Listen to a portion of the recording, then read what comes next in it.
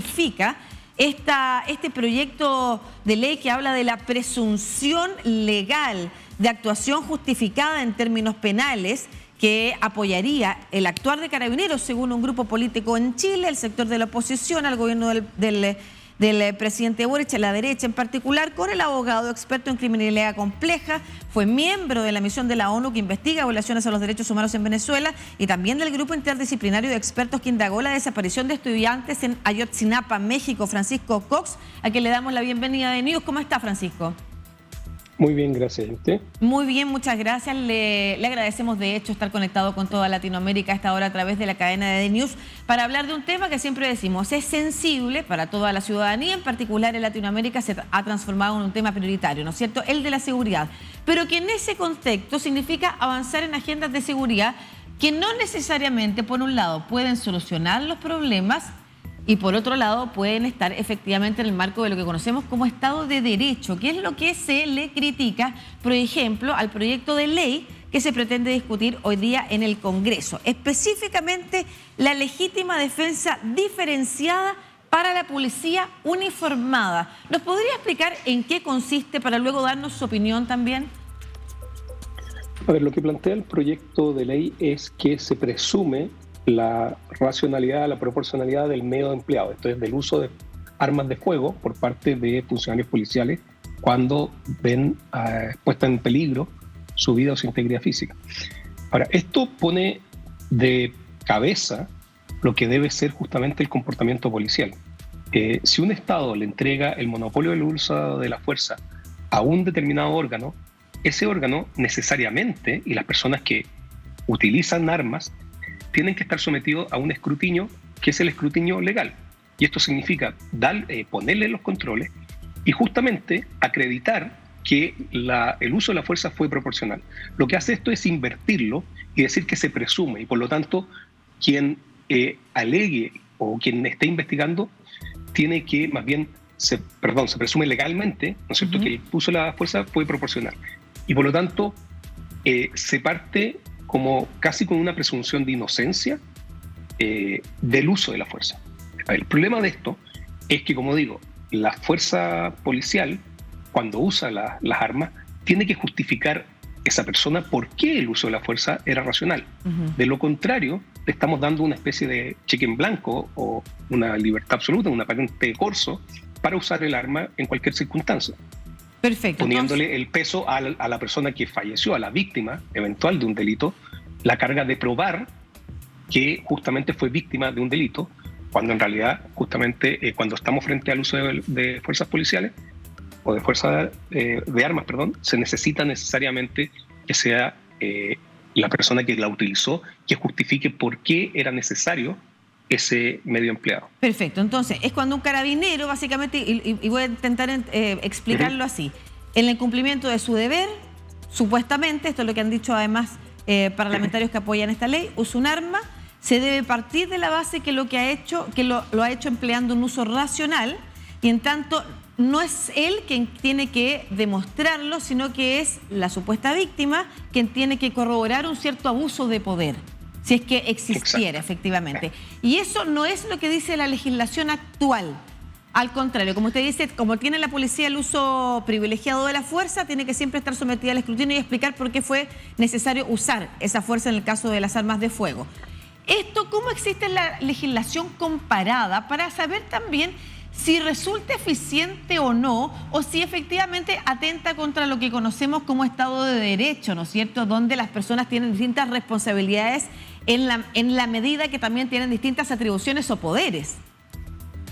A ver, en la legislación comparada, yo el caso que conozco y que generó justamente una especie de explosión de muertes a mano de policía es lo que en Estados Unidos se llama el hold your ground, que en el fondo, ante cualquier amenaza, la policía puede usar un arma de fuego, incluso de forma letal.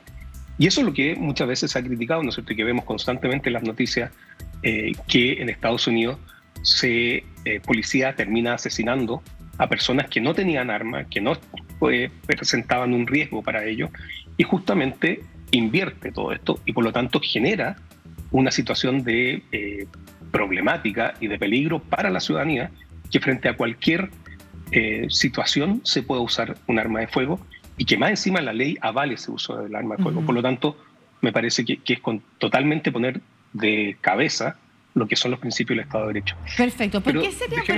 Por favor, adelante. No, lo que quiero decir es que esto no resuelve nada porque se ha creado como una falsa polémica. Esto es que Carabineros no se atreve a usar sus armas de fuego. De hecho, en un caso más reciente, ¿no es cierto? En el caso del carabinero que fue arrollado cuando se le iba a controlar a una persona la identidad, lo que ocurre es que sus compañeros que estaban ahí disparan, usan las armas de fuego. No se nos ha dicho, por ejemplo, por parte de quienes promueven esta legislación, cuántos policías presos o condenados por uso de arma de fuego, fuera del contexto del estallido social, porque es una situación totalmente distinta, sino que en el contexto de procedimientos policiales han sido condenados o incluso puestos en prisión preventiva. Entonces se nos dice que Carabineros no se atreve a usar las armas de fuego, cuando tenemos ejemplos concretos que sí las usan, en casos de justificados probablemente, pero que tampoco es que ni el Ministerio Público ni los tribunales están persiguiendo a la policía y lo están encarcelando por el uso legítimo de sus armas de fuego. Entonces aquí se ha creado una falsa problemática y más bien lo que parece esto es simplemente, una vez más, la utilización de leyes y de mecanismos que no van a resolver el problema, pero que dan la sensación de una mano muy firme, cuando en realidad lo que se necesita es una visión totalmente distinta y más bien el empleo de las herramientas que ya se tienen de una manera racional. Perfecto. Es importante lo que usted señala, porque conversábamos hace un par de días con una integrante de la Comisión de Seguridad de la Cámara de Diputados y Diputadas, Lorena Fríes, y nos hablaba ante la decisión del Congreso de suspender la semana distrital de la cantidad de proyectos de ley que pretendían discutir. Y todos tenían que ver con aumentar penas, sanciones, y la investigación ha dicho o ha demostrado que eso en nada disminuye la criminalidad. Entonces, señalar que es una falsa polémica también, que es un eslogan que se ha utilizado para incluso emplazar al gobierno a no avanzar en ninguna agenda legislativa en la medida que no apruebe estas.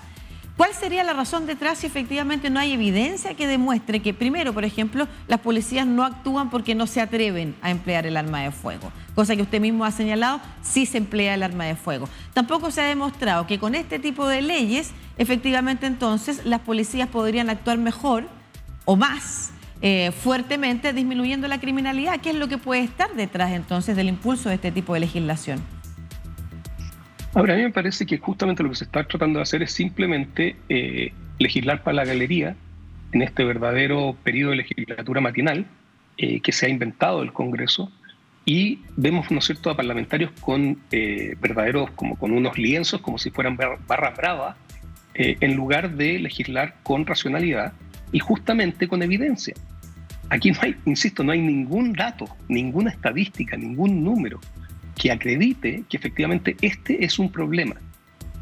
Muy distinto es el aumento del crimen, la existencia y la llegada o la formación de crimen organizado. Esos son problemas reales que se requiere otros mecanismos para justamente investigar, y que, insisto, lo que aquí es más llamativo es que muchos de esos instrumentos que hoy hace unas semanas se celebraban, y con razón, hay cosas que son muy interesantes como el comiso sin pena, pero otras que son herramientas que ya existían en la ley antidroga y que sería interesante saber por qué no se han desbaratado las organizaciones que se dedican al tráfico de drogas, cuando esas mismas herramientas que hoy se celebran como muy novedosas existían en la ley 20.000. Entonces, creo que aquí justamente el problema, lo que se está haciendo es querer crear una especie de superpolicía que no tenga ningún tipo de control, ningún tipo de fiscalización, cuando en los hechos, y yo sé que este no es el mejor contexto para hablar de los problemas que tiene la policía, porque hay una carabinera muerta, hay 2 carabineros muertos recientes, y eso es muy lamentable, pero tiene poco que ver con la lucha contra el crimen organizado y cómo se hace esto y cómo se investiga. Y la verdad que nuestras policías, en ese test de cómo se investiga el crimen organizado, porque insisto, en la ley antidrogas tenían esta herramienta, ¿por qué no han sido efectivos en la utilización de esas herramientas que sí existen? Es importante lo que nos señala, porque estamos hablando de legislaciones que existen y a las que se pueden hacer uso. Estamos hablando de evidencia que falta para avanzar en las propuestas de ley que hoy se están haciendo y que usted ha calificado que pertenecen más a un tipo de legislatura de matinal. Vamos a explicarle también el contexto a Latinoamérica, porque estamos hablando con toda Latinoamérica. Matinales son los programas magacinescos que se dan en las mañanas en las televisiones abiertas en Chile, en las que los políticos están permanentemente y tratan en espacios pequeños discutir ahí con mucho eslogan, con muchas frases que sea fácil. Hemos hablado, por ejemplo, de crimen, de seguridad y narcotráfico, y hemos descubierto cómo en Chile un alcalde se ha hecho popular por estar o querer derrumbar casas de narcotraficantes. Ha derrumbado 2, no se ha conseguido detener a ni un narcotraficante, ni el delito tampoco ha disminuido. Entonces, ¿cuánto es eficiente y cuánto ese eslogan es importante? Pero usted ha señalado algo clave aquí, que es teniendo las herramientas, no se ha podido entonces definir por qué Carabineros no ha podido actuar o investigar mejor. A su juicio, ¿qué es lo que falta entonces? A mí lo que me parece que falta es justamente tener un plan efectivo. O sea, algo que a mí me llama profundamente la atención, que es diferente a las situaciones en Latinoamérica, es que en Chile, cuando se hace una incautación de armas, de droga, lo que preocupa es la cantidad de armas y la cantidad de droga. Y nunca sabemos a quién pertenecen esas armas y a quién pertenece esa droga. ¿Cuál es la estructura? Y aquí hay poco análisis de estructuras de crimen organizado. ¿Cómo funciona? ¿Cuál es su área de influencia? ¿Qué autoridades están en su nómina? Porque muchas veces el crimen organizado lo que hace es corromper la autoridad. Y México recientemente tuvo una experiencia. No fue México quien lo condenó, sino que fue Estados Unidos, pero el super policía de México, García Luna, que fue felicitado por 2 presidentes de México, que era su mano derecha en el tema de crimen organizado, estaba cooptado por el cartel de Sinaloa y por los Beltrán Leiva. Entonces, ese es el enfoque que se tiene que dar por parte de la policía. Más que la cantidad de droga, la cantidad de armas. Las armas son muy importantes de incautación, o sea, incautarlas. Pero lo fundamental, lo que debe guiar una investigación, es justamente saber quiénes están en el país, cuál es su ámbito de influencia, cuál es su territorio, con qué autoridades se están relacionando, cómo están coaptando esas autoridades, y eso es justamente el foco que se tiene que tener por parte de quien investiga. Tener analistas y ver el contexto, ver el fenómeno criminal, más que el caso a caso como habitualmente se hace en Chile. Perfecto. Hoy día vamos a estar conversando a través de distintas entrevistas sobre una materia que es fundamental. Se acaban de entregar los informes de Amnistía Internacional, también el de Derechos Humanos de la ONU, hablando de cómo, por ejemplo, en El Salvador, efectivamente, levantando las banderas de seguridad, se ha pasado a llevar los derechos de muchas personas, incluso de inocentes que han sido encarcelados, sin tener datos concretos en realidad, porque la autonomía de los poderes o de las instituciones ya no existe en ese país. Y a punta de eslogan de seguridad nos encontramos con otra falsa disyuntiva. Usted ha hablado de la falsa polémica de que si no se aprueba una ley como la que se está promoviendo hoy, que presume inocencia en el uso de quienes tienen la atribución exclusiva del uso de las armas, como este caso de la policía, significaría entonces no estar apoyando a Carabineros. Es una falsa polémica. Otra de las situaciones que se está conversando, y en un año muy complejo además, en un año que requiere además de memoria, le quiero pedir unas últimas palabras sobre esto. A propósito de una controversia que tuvo en redes sociales el presidente de la República, Gabriel Boric, con la alcaldesa Evelyn Matei, que también en el contexto de las violaciones a los derechos humanos durante el estallido social se ha puesto en entredicho entonces el actuar o las quejas que tuvieron en aquel entonces precisamente quienes eran parlamentarios y entre ellos el presidente Gabriel Boric, ¿no es cierto?, quien le ha contestado a la alcaldesa de una comuna de aquí Santiago de Las Condes sobre esto que significaría, perdón, de Providencia, Evelyn Matei, sobre esto que significaría poner en duda la condena a los derechos humanos como una manera de como disminuir la legalidad o la legitimidad de Carabineros.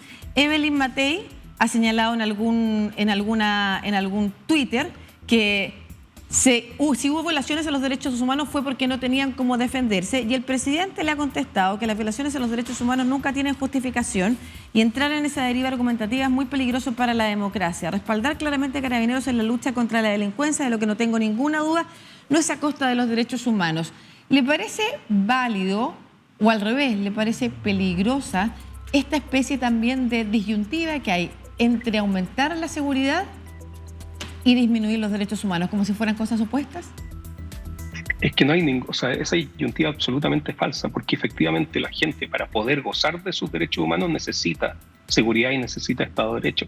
Lo que pasa es que la policía tiene que también someterse a la ley y al Estado de Derecho, porque de lo contrario, el Estado es quien se convierte en violador y comete crímenes, incluso puede llegar a cometer crímenes de lesa humanidad, de acuerdo si sean los otros elementos de esos delitos. Pero por lo tanto ahí no hay ninguna contradicción entre seguridad y derechos humanos. Más bien son complementarias y necesarias la una para la otra. Qué importante es profundizar en esa reflexión también, porque lo vemos habitualmente hablar de los derechos humanos solo para algunos, no para otros, y de cómo parecieran ser temas contrapuestos. Es algo que vamos a estar conversando también más adelante cuando revisemos los informes que han entregado estos últimos 2 días organismos internacionales respecto de los derechos humanos y el estado de los derechos humanos en el mundo y en particular en América Latina. Muchas gracias, jurista, abogado, experto en criminalidad compleja, miembro de la misión de la ONU que investiga las violaciones a los derechos humanos en Venezuela y por otro lado también el grupo interdisciplinario de expertos que indagó la desaparición de estudiantes en Ayotzinapa, México. Francisco Cox, muchas gracias por esta conversación con toda Latinoamérica a través de DNews. Muchas gracias por la invitación. Que esté muy bien. Tenga un buen día.